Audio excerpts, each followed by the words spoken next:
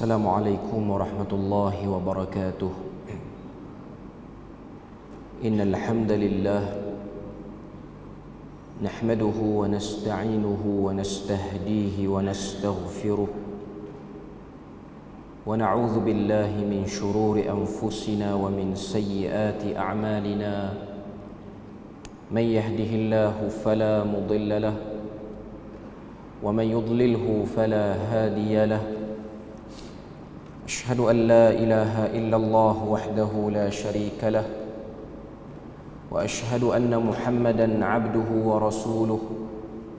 يا أيها الذين آمنوا اتقوا الله وقولوا قولا سديدا يصلح لكم أعمالكم ويغفر لكم ذنوبكم ومن يطع الله ورسوله فقد فاز فوزا عظيما. أما بعد، الحمد لله الذي بنعمته تتم الصالحات. ربنا آتنا من لدنك رحمة وهيئ لنا من أمرنا رشدا. Alhamdulillah, syukur pada Allah Azza wa Jal kerana dengan rahmat dan juga limpah kurnia yang Allah Ta'ala berikan dapat kita bersama pada tengah hari ini untuk kita mendengar sedikit perkongsian. Dan insya-Allah perkongsian pada tengah hari ini saya akan ambil daripada satu risalah ringkas yang ditulis oleh Al-Imam Al-Qazwini Asy-Syafi'i rahimahullahu ta'ala, iaitu risalah yang bertajuk Mukhtasar Syu'abil Iman lil Baihaqi, ataupun ringkasan kepada kitab Syu'abul Iman oleh Imam Al-Baihaqi. Imam Al-Baihaqi ni dia lagi awal berbanding Imam Al-Qazwini. Dia ada menulis satu kitab yang bertajuk Jami' Syu'abil Iman, himpunan cabang-cabang iman yang banyak jilid cetakannya. Jadi datang tokoh yang kemudian, iaitu Imam Al-Qazwini yang wafat sekitar tahun 699 Hijrah, meringkaskan kesemua daripada isi kitab Syu'abil Iman oleh Imam Al-Baihaqi itu. Dan alhamdulillah buku tu diterjemah dalam bahasa Melayu kita dengan tajuk 77 cabang iman menurut Al-Quran dan Hadis. Jadi sebagai permulaan, saya taklah nak membacakan semua daripada 77 tu untuk sepanjang Ramadan di masjid ni. Kita akan ambil beberapa poin sajalah. Sebagai permulaan, kita tengok dulu kenapa buku ini ditulis ataupun diringkaskan. Ditulis oleh Imam Al-Baihaqi lalu diringkaskan oleh Al-Imam Al-Qazwini ni. Dan ramai lagi ulama yang membuat berbagai-bagai rumusan daripada Syu'abil Iman Al-Baihaqi ni, sama ada meringkaskan ataupun menazamkan, iaitu dibuat dalam bentuk manzumah. Ianya bertitik tolak daripada satu hadis, yang mana hadis ni kita selalu dengar, yang diriwayatkan oleh Al-Imam Al-Bukhari dan juga Al-Imam Muslim. Cuma Al-Imam Al-Bukhari meriwayatkannya dalam kitab beliau Al-Adabul Mufrad, bukan dalam kitab Sahih Bukhari, yang diriwayatkan daripada sahabat bernama Abu Hurairah radhiyallahu anhu, iaitu hadis yang berbunyi Al-imanu bid'un wa sab'un atau bid'un wa sittuna syu'bah, fa afdaluha qawlu la ilaha illallah wa adnaha imatatul adha 'anit tariq wal haya'u syu'batun minal iman. Maksud hadis ni, kata Nabi daripada Abu Hurairah radhiyallahu anhu, al-imanu bid'un wa sab'una atau bid'un wa sittuna. Iman itu mempunyai 70 atau 60 lebih cabangnya. Kemudian Nabi sebut fa afdaluha, yang paling utama, yang paling atas ialah mengucapkan la ilaha illallah, wa adnaha, dan yang paling rendah, paling bawah, imatatul adha 'anit tariq, mengalihkan sesuatu yang mengganggu di jalanan, wal haya'u syu'batun minal iman, dan malu juga cabang daripada iman. Daripada hadis ni Al-Imam Al-Baihaqi dia buat satu kitab nama dia Jami' Syu'abil Iman, menghimpunkan apa lagi cabang-cabang iman? Sebab dalam kadar pengetahuan orang awam, satu orang Muslim, dia tahu iman itu terdiri daripada rukun iman yang 6. Itu ialah pengetahuan asas. Tapi di sana masih lagi banyak cabang-cabang iman yang mungkin kita tak tahu dan kita tak perasan. Rupanya itu juga bahagian daripada cabang iman. Jadi Imam Al-Baihaqi dia tulis panjang kitabnya yang besar.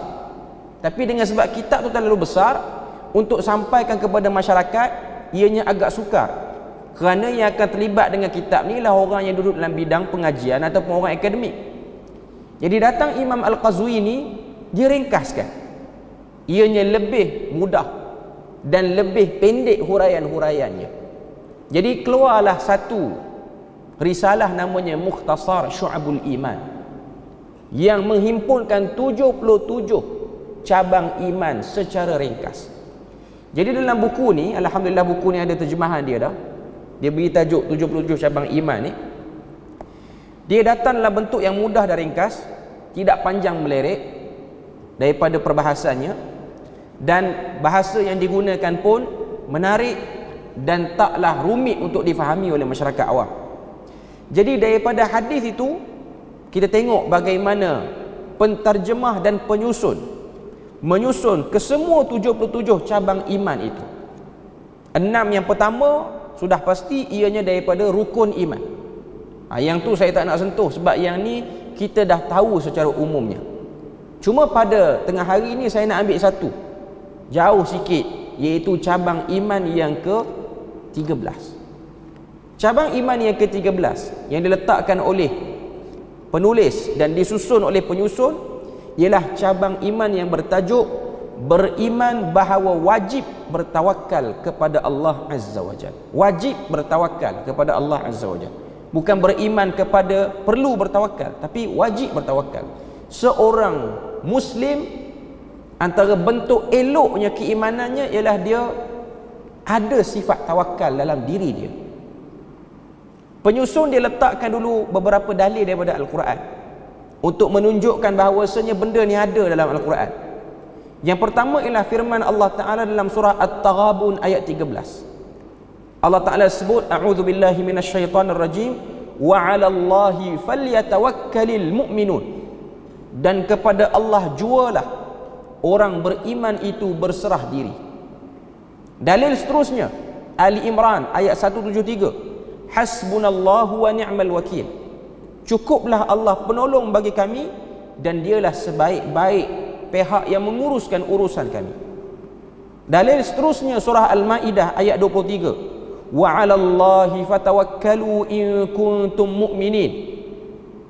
Kepada Allah lah kami bertawakal jika kamu benar-benar beriman. Kepada Allah lah kamu bertawakal jika kamu benar-benar beriman. Kemudian satu lagi daripada Al-Quran, dalil yang terakhir daripada Al-Quran ialah surah At-Talaq, ataupun kita kenali dengan ayat ni dengan ayat 1000 dinar. Walaupun penamaan 1000 dinar itu tidaklah diketahui di mana asalnya. Allah Ta'ala sebut, wa man yatawakkal 'ala Allahi fahuwa hasbuh innallaha balighu amri. Sesiapa yang berserah diri kepada Allah, maka cukuplah Allah baginya, sesungguhnya Allah melakukan perkara yang dikehendakinya. Ini 5-4 dalil yang diletakkan daripada Al-Quran nak tunjuk tawakal tu ada arahan dan suruhannya. Makna tawakal dari segi bahasa ialah mewakilkan sesuatu untuk menguruskan urusan kita. Kita letak dia sebagai wakil. Dan dalam bahasa Melayu pun kita ada perkataan namanya wakil. Bahasa Melayu Malaysia ni bila mana sebut wakil, ini ialah pihak yang bertanggungjawab untuk menguruskan apa-apa urusan. Cuma dalam bahasa Indonesia dia lain. Wakil bermaksud timbalan, dia lain sikit. Cuma bahasa Melayu Malaysia ni wakil bermaksud pihak yang menjadi ganti.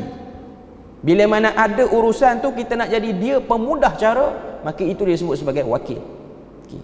Kemudian penyusun dia datang ke beberapa hadis dan dia letakkan juga beberapa syair, ungkapan hikmah dan juga kisah-kisah yang berkait untuk mengukuhkan satu-satu cabang yang nak diterangkan tu, iaitu cabang berkaitan dengan tawakal.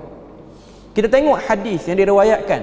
Hadis pertama yang menjadi sokongan kepada cabang iman yang ke-13 ini, iaitu bertawakal kepada Allah. Wajibnya seorang mukmin bertawakal kepada Allah, iaitu hadis yang diriwayatkan oleh Bukhari dan Muslim daripada Abdullah bin Abbas radhiyallahu anhuma, bahawasanya Nabi pernah berkata kepada para sahabat dalam As-Sahihain ini, pertanyaan para sahabat kepada Nabi berkenaan 70,000 orang yang akan masuk syurga serta diberi nikmat di dalamnya tanpa hisab. Sahabat pernah tanya Nabi, siapa 70,000 ni? Apa kriteria dia? Mereka ni macam mana? Nabi pun respon. Nabi kata, humul ladzina la yaktawun wala yastarqun wala yatatayyarun wa ala rabbihim yatawakkalun. Nabi kata dalam hadis, umat aku yang 70,000 masuk syurga tanpa hisab ini ialah mereka yang ada beberapa ciri ni. Yang pertama, la yaktawun. Apa maksud la yaktawun? Tidak berubat dengan kaedah penggunaan besi yang panas untuk menghilangkan sakitnya. Dalam masyarakat Arab, satu cara perubatan yang mereka gunakan untuk hilangkan sakit ialah dinamakan dengan nama kail. Penggunaan besi panas ini ialah untuk mengurangkan beberapa jenis sakit. Antaranya ialah luka yang tak baik, lama sangat letak ubat apa pun tak jadi. Jadi untuk hentikan luka tu, untuk hentikan supaya dia tidak melarat ke tempat lain, maka dia ditekak dengan besi panas itu untuk mematikan kumannya. Sakitlah. Mana besi panas tu lebih kurang besar buku ni kot, ataupun kecil sikit.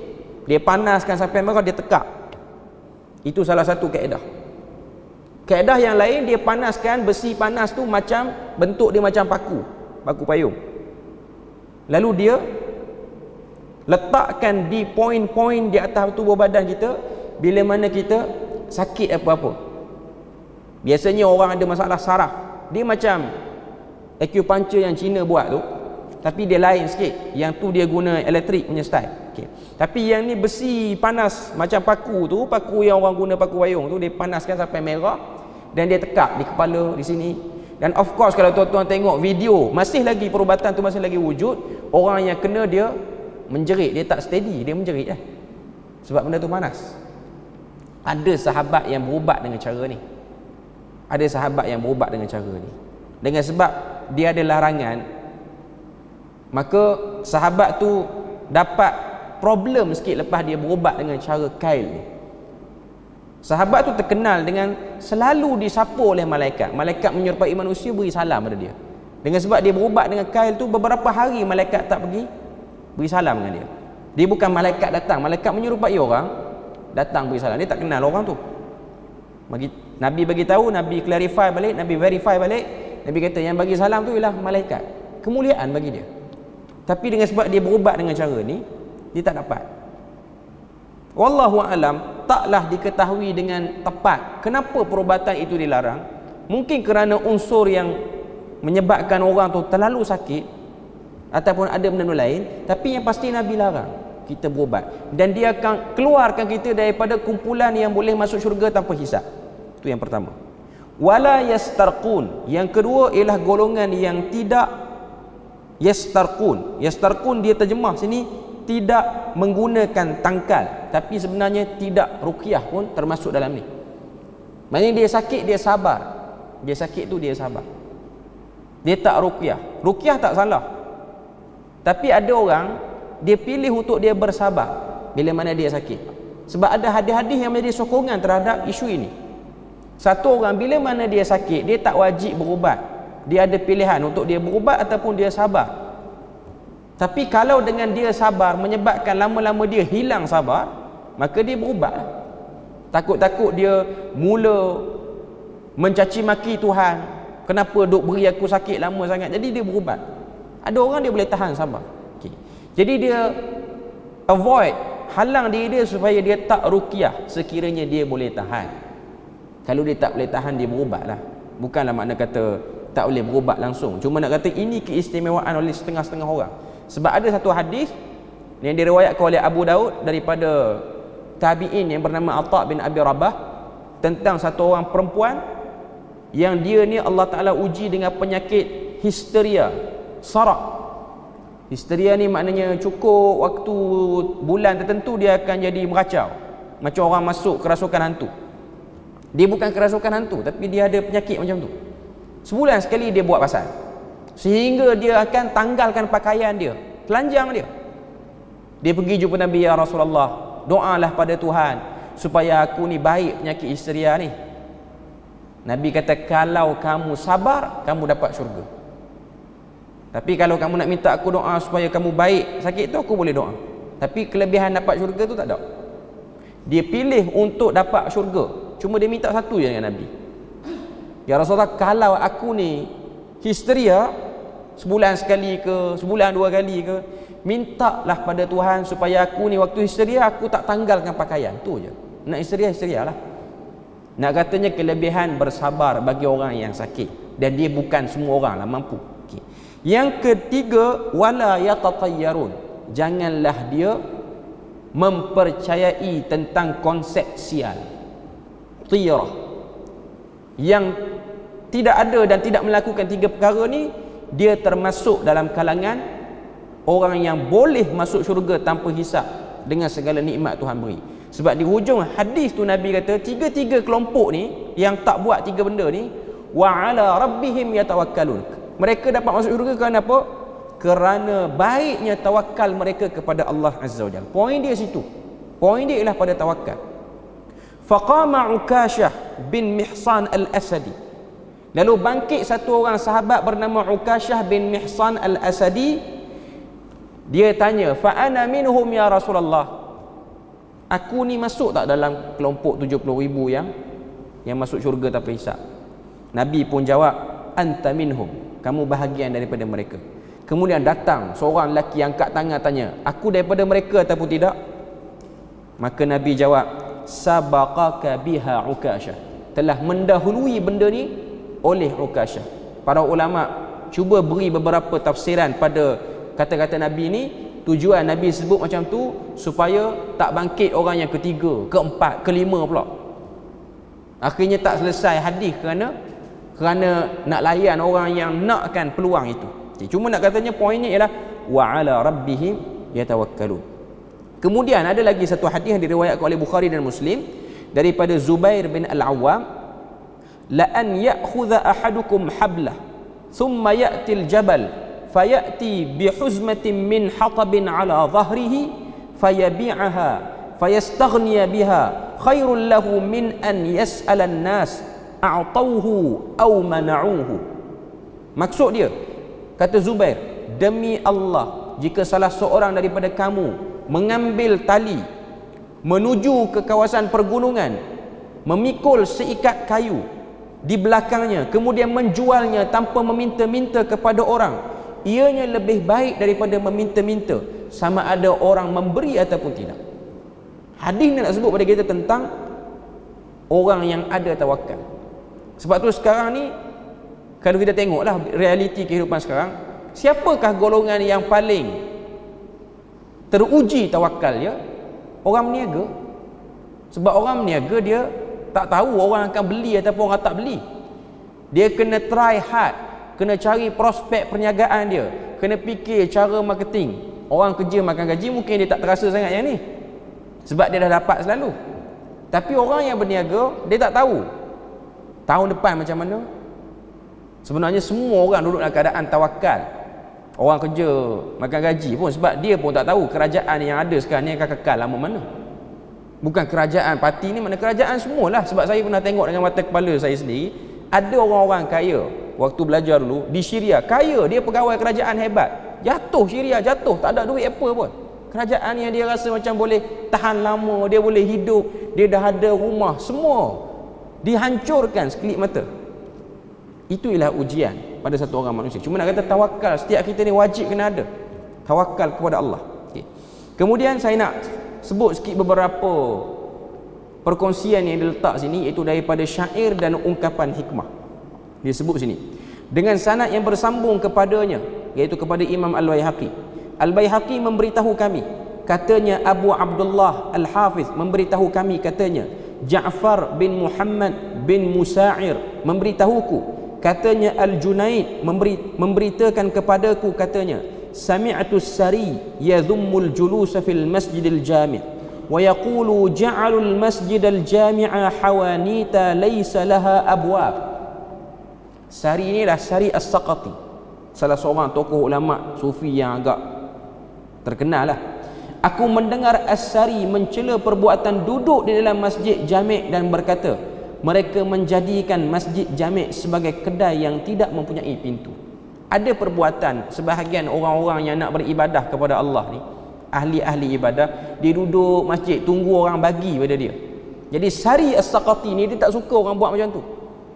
Dia perbuatan meminta-minta secara indirect, secara tak langsung.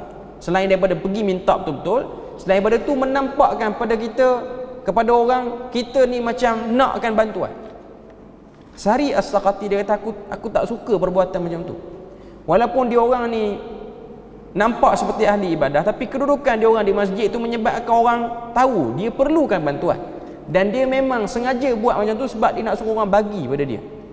Jadi itu benda yang mengganggu tawakal orang tu. Dengan sanad yang bersambung kepadanya lagi, Al-Baihaqi memberitahu kami dengan sanadnya daripada Abu Bakar As-Siddiq, katanya dinuka lima'adik wa dirhamuka lima'ashik wala khaira fi imri'in bila dirham.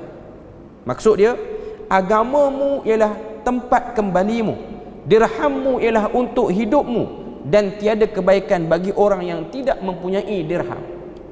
Maknanya jangan malas, bekerja, berusaha, Allah Ta'ala akan beri jalan keluar. Sebab tu dalam hadis yang lain Nabi sebut tentang bagaimana konsep tawakal. Nabi suruh kita tengok burung yang keluar pada waktu pagi dalam perut yang kosong, balik ke sarangnya pada waktu petang dalam keadaan boleh bawa makanan kepada anak-anak di sarangnya. Nabi suruh kita contohi burung, tengok, jangan duduk berpangku tangan, berusaha. Itu bahagian daripada tawakal. Antum tatawakkaluna 'ala Allahi haqqa tawakkuli. Kamu bertawakal kepada Allah dengan benar-benar tawakal, seperti mana burung bertawakal keluar pada waktu pagi dan balik pada waktu petang. Maknanya keluar bukan tawakal dengan jenis duduk je. Jadi kata Abu Bakar As-Siddiq, berusahalah kamu akan dapat dirham, bahagian daripada ma'ash, sara hidup kamu. Dengan sanad yang bersambung juga kepada Imam Al-Baihaqi memberitahu kepada kami, kata Abu Abdullah Al-Hafiz memberitahu kami, katanya Ja'far bin Muhammad Al-Khawwas memberitahuku, katanya Ibrahim bin Nasr Al-Mansuri memberitahu kami, katanya aku mendengar Ibrahim bin Bashashar khadam kepada Ibrahim bin Adham, ni tokoh besar dalam sufi ni. Sami'tu Aba Ali Al-Fudail bin Iyad yaqul libni al-Mubarak. Kata Ibrahim bin Adham, aku pernah mendengar Fudail bin Iyad ataupun Abu Ali berkata kepada Abdullah bin Mubarak, anta ta'muruna biz-zuhdi wat-taqalluli wal-bulgha wa naraka ta'ti bil bada'i min al-bilad Khurasan ila biladil haram, kayfa dha wa anta ta'muru bi khilafi dha. Faqala ibn al-Mubarak, ya Aba Ali, ana af'alu dha li asunu biha wajhi wa ukrimu biha 'irdi wa asta'ina biha ala ta'ati rabbi la ara lillahi haqqan illa sara'tu ilayhi hatta aqumu bihi. Faqala lahu al-Fudail, ya ibn al-Mubarak, ma ahsana dha in tamma dha. Maksud dia, Fudail bin Iyad dengan Abdullah bin Mubarak ni dia kawan rapat walaupun duduk jauh-jauh. Fudail bin Iyad ni duduk di Al-Haram di Hijaz, dan Abdullah bin Mubarak ni dia duduk di Iraq, wilayah yang jauh-jauh. Dia orang pernah bertemu. Kamu memerintahkan kepada kami supaya bersikap zuhud. Fudail bin Iyad kata, wahai Abdullah bin Mubarak, kamu pernah pesan pada ramai orang, termasuk kepada aku, kita hidup kena zuhud, jangan mewah berpada dengan apa yang ada. Tetapi aku tengok kamu bawa barang-barang yang banyak, kamu berniaga daripada negara Khurasan bawa ke tanah haram. Bagaimana kamu ucapkan benda yang berlawanan dengan apa yang kamu lakukan? Maka kata Abdullah bin Mubarak, wahai Abu Ali, aku lakukan demikian untuk menjaga air mukaku, untuk memuliakan peribadiku, dan menjadikan semua itu pembantuku untuk mentaati Allah. Maknanya dia bertawakal dengan dia mengembangkan usaha dia, perniagaan dia, apa semua. Itu bentuk tawakal. Dia tak memangku tangan. Poin dia ialah konsep tawakal jenis duk tunggu tu salah. Tawakal dengan iringan usaha tu baru betul. Okay. Aku tidak melihat sesuatu hak Allah melainkan aku bersegera ke arahnya sehingga aku menyempurnakannya kerana rezeki yang dibukakan oleh Allah Ta'ala kepadanya. Dengan banyaknya duit yang dia ada, cepatlah dia untuk menyahut apa-apa suruhan dalam agama sebab duit ada. Lalu Al-Fudail bin Iyad berkata, lepas dia faham situasi sebenar, dia pun kata, wahai Ibnul Mubarak, alangkah baik hal ini jika semua daripada kita menyempurnakannya. Maknanya semua orang faham konsep tawakal seperti ini. Jadi itulah sedikit sebanyak perkongsian daripada cabang iman yang ke-13 yang diletakkan oleh Al-Qazwini ni, iaitu wajib seorang muslim mukmin bertawakal kepada Allah dengan tawakal yang betul. Tawakal dan berusaha. Jangan kita rasa usaha tu ialah datang daripada kita semata-mata, tapi yakinlah dengan asbab yang Tuhan bagi, Tuhan akan buka jalan. Tuhan akan berkati perbuatan seorang hamba yang benar-benar bertawakal kepada Allah. Jadi kita berpada situ je untuk tengah hari ini sebagai tazkirah ringkas. Moga Allah Ta'ala beri rahmat dan berkat. Subhanakallahumma wa bihamdik, asyhadu an la ilaha illa anta wa astaghfiruka wa atubu ilaik. Wassalamualaikum warahmatullahi wabarakatuh.